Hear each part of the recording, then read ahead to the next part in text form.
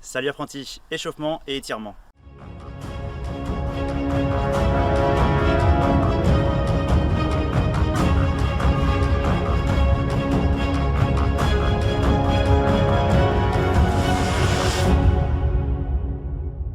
Avant chaque session de sabre laser, il faut bien que tu t'échauffes. Je vais te montrer plusieurs échauffements qui vont te servir, bien sûr, pour le sabre laser, mais pas que, ça peut te servir pour n'importe quel sport. Bien sûr, je vais parler que d'échauffement, je vais pas parler en fait de travail musculaire particulièrement. Lors de l'échauffement, il faut que tu échauffes vraiment tout ton corps. En fonction des efforts que tu vas faire par la suite, tu vas plus ou moins appuyer sur certains échauffements plutôt que d'autres.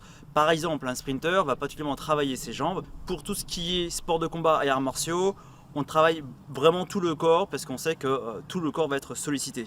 Quand tu t'échauffes, il faut qu'il y ait une suite logique. Donc tu vas commencer d'abord par le haut et finir par le bas, ou alors commencer par le bas et finir par le haut.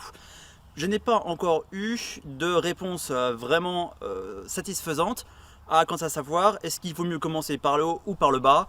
Voilà, maintenant si tu penses avoir une réponse vraiment satisfaisante, n'hésite pas dans les commentaires à me la donner. J'aimerais vraiment savoir s'il est primordial de commencer par le haut ou par le bas, mais dans ce cas-là, donne-moi bien tous les détails que je puisse vraiment être parfaitement satisfait de ta réponse. Après, je pense que c'est surtout une question d'habitude.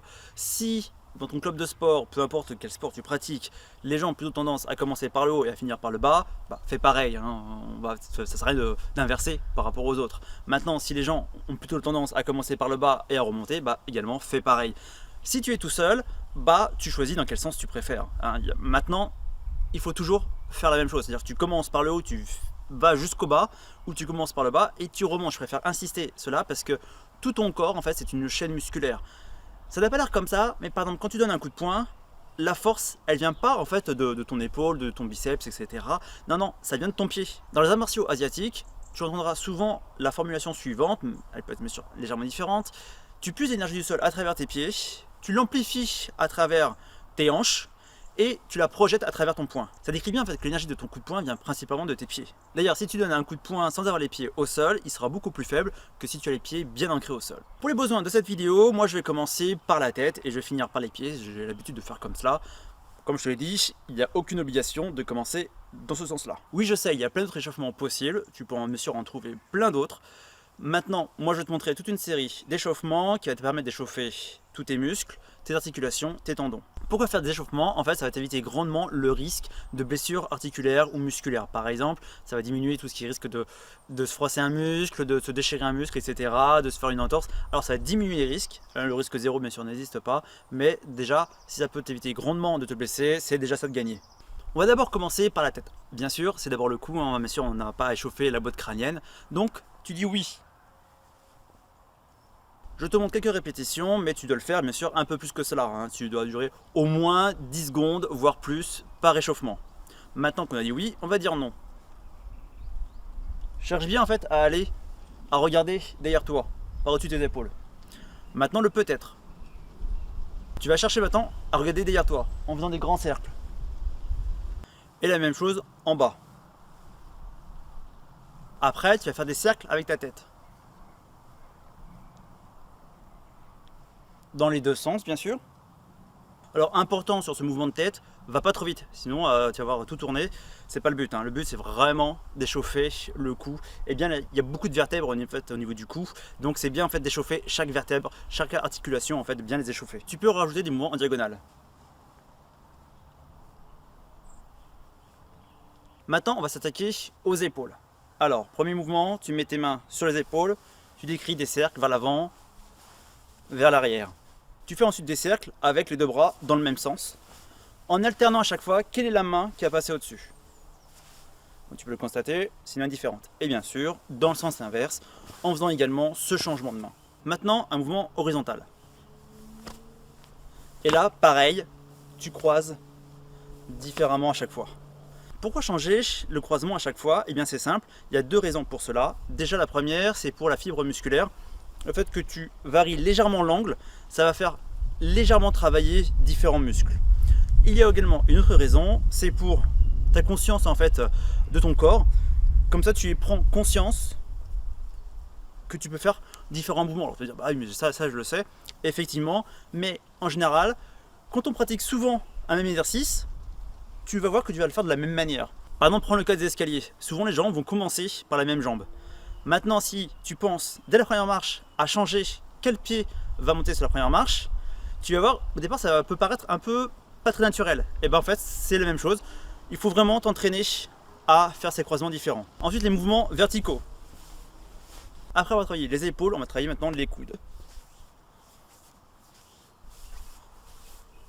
On verra après pour les poignets. Tu peux également travailler le bout des doigts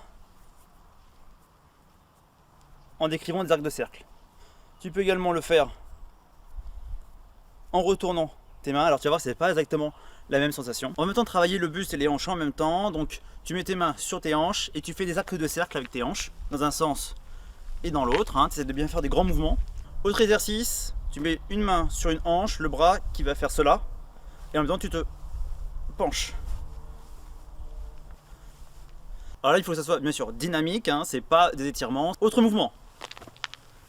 Tu laisses vraiment tes bras ballants, ils vont donner même de l'amplitude. Je vais te montrer un mouvement qui est à la fois sur les poignets et les chevilles. Donc là, pour bien te montrer, plus possible, tu gardes tes avant-bras collés et tu décris des cercles dans un sens puis dans l'autre avec tes mains. Je te montre le mouvement avec les chevilles, donc le cercle dans un sens puis dans l'autre. Le cercle bien sûr c'est avec le talon. Passons au niveau des jambes, donc déjà les genoux. Tu mets tes mains sur les genoux et tu décris des cercles d'un côté puis de l'autre. Ensuite, tu vas plier tes genoux. Ça travaille également l'équilibre. Tu pousses un petit peu vers l'arrière. Ensuite, tu vas décrire des cercles avec tes genoux, des cercles opposés. Dans les deux sens, bien sûr. Ensuite, les genoux vont faire des cercles dans le même sens. Dans les deux sens, bien sûr. On va maintenant travailler au niveau des chevilles. Maintenant, tu vas monter sur les doigts de pied. Le but serait de ne pas retoucher le sol. Dans la pratique du sabre laser, c'est à ce moment-là que tu vas faire les spins. Là, c'est pas vraiment s'entraîner aux spins en eux-mêmes. Si tu te touches, si tu les fais mal, c'est pas trop grave. Le but, c'est vraiment d'échauffer ton poignet et d'assouplir tes gants. Parce que si tu as des gants, mets-les à ce moment-là. Moi, je les mets pas pour que tu puisses bien voir les mouvements. Tu peux travailler tous les spins qu'on a vus.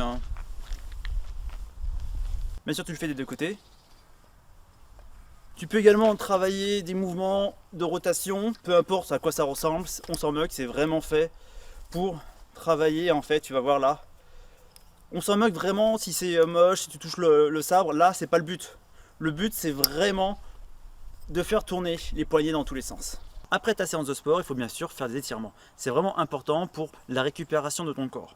Si tu ne fais pas d'étirements, il y a de fortes probabilités que derrière tu auras des courbatures, des crampes, etc. Donc pour diminuer tout cela, ou même si tu en as, c'est pour en fait limiter leur durée, c'est de faire des étirements. Pareil que pour les échauffements, peu importe dans quel ordre tu le fais, tu commences des pieds, tu vas à la tête, tu vas de la tête aux pieds, et peu importe dans quel ordre tu as fait les échauffements. Mais tout aussi, comme les échauffements, il faut suivre la chaîne musculaire. Donc là, le mouvement c'est pas fait pour se réchauffer les muscles, c'est vraiment fait pour s'étirer. Donc en fait on va aller beaucoup plus doucement et on va essayer de chercher plus loin. En fait c'est là que tu peux aussi gagner en souplesse. Commençons par la tête. Tu pousses un côté puis l'autre. Ensuite tes deux mains dans la tête, tu pousses vers le bas, sous le menton, sur le côté. Après bien sûr le but c'est pas non plus de t'arracher la tête, c'est pas non plus de te déboîter la mâchoire, donc fais quand même attention à cela. C'est vraiment le but, c'est d'étirer tous tes muscles qui ont travaillé. Tu peux aussi reproduire quelques mouvements qu'on a vus au niveau de l'échauffement pour la tête pour un petit peu délier les muscles, notamment si tu as eu des mouvements de contraction assez intenses ou par exemple dans la pratique du sabre. Là ça risque d'être un petit peu tendu à cet endroit-là, un petit peu encore contracté, donc n'hésite pas à refaire des cercles un peu pour te délier. Pour le coup tu peux bien sûr reprendre les mêmes mouvements que l'échauffement. Pour les épaules, tu mets un bras derrière la tête et tu tires en fait le coude de l'autre côté. Il faut toujours garder le dos droit, ça c'est important. Ensuite, tu vas tirer ton bras vers toi, toujours en fait au niveau du coude, tu vois, je me place avant.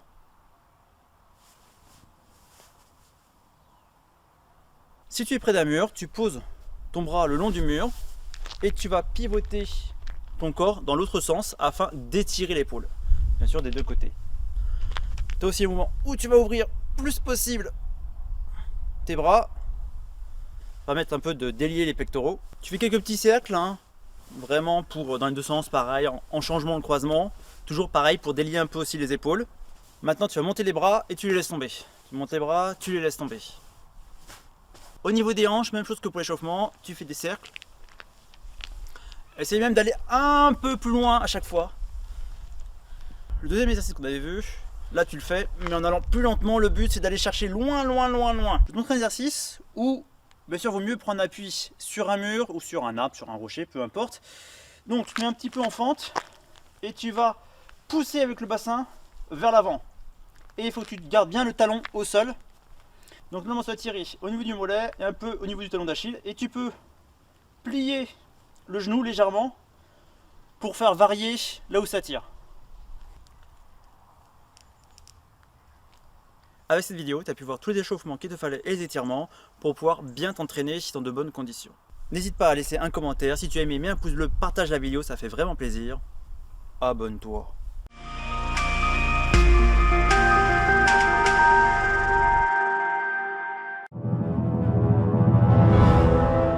Bienvenue dans la partie bonus. Je vais réagir sur une vidéo qui refait surface sur les réseaux sociaux et dont on m'a parlé également au travail. Cette vidéo, elle présente un multiple champion de France de sabre laser. Alors il faut savoir que ça n'existe pas parce que c'est vraiment la Fédération française d'escrime qui va mettre en place les vraies premières compétitions de sabre laser. Il faut savoir que ce titre n'existe pas réellement pour l'instant parce qu'il n'y a que la Fédération française d'escrime qui va mettre en place les compétitions en France.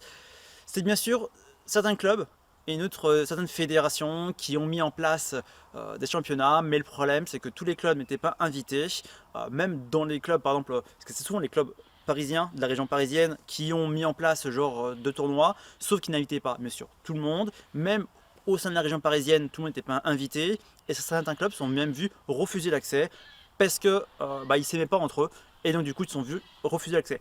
Ce qui n'est pas normal pour une compétition qui se veut nationale, il faut que tout le monde soit invité et que tout le monde puisse librement y accéder. Donc quand la Fédération française d'escrime va mettre en place les championnats de France et autres types de championnats, bien sûr, la seule condition sera d'être licencié auprès d'eux et c'est tout. Dans cette vidéo, on voit un peu des combats et on voit que c'est assez brouillon, il y a des styles qui se mélangent alors que là, les styles vont plus du tout être mélangés apparemment.